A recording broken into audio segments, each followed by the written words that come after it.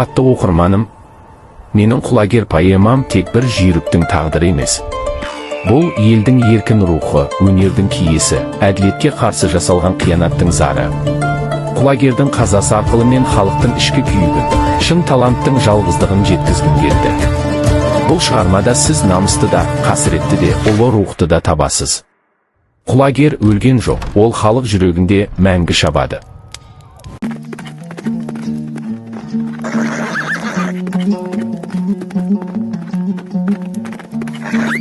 Жансүгіровтің «Құлагер» поэмасы қазақ әдебиетіндегі ең трагедиялық әрі ең биік рухты туындылардың бірі.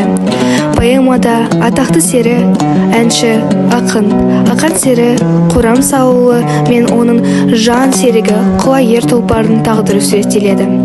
Поэма Сағынайдың астынан басталады. Бұл ел жинаған даңқ пен бақ қата жүрген, бірақ көреалмаушылық та қоса өрбеген үлкен жиын. Сол аста аламан бәйге жарияланады. Бәйгеге сан түрлі ат қосылады. Бірақ олардың ішінде бір тұлпар бар.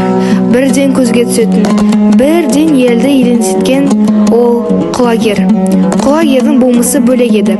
Сымбатты, соң денелі, ұзақ сирақ, кен кеуделі, жал желмен жарысқан, сағақтары соң, көзінде от, тұяғында қуат бар. Бұл атта артық қимыл жоқ, әр қозғалысы есеппен, әр шыбысын табиғаттың өзі өлшеп қойғандай. Құлагер шапқанда жерге тимей ұшқандай, демін ішіне бүгіп, алдындағы кеңістікті жарып өтетін тұлпар.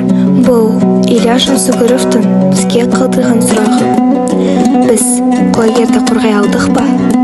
Әлде оны тағы да құрбан етеміз бе?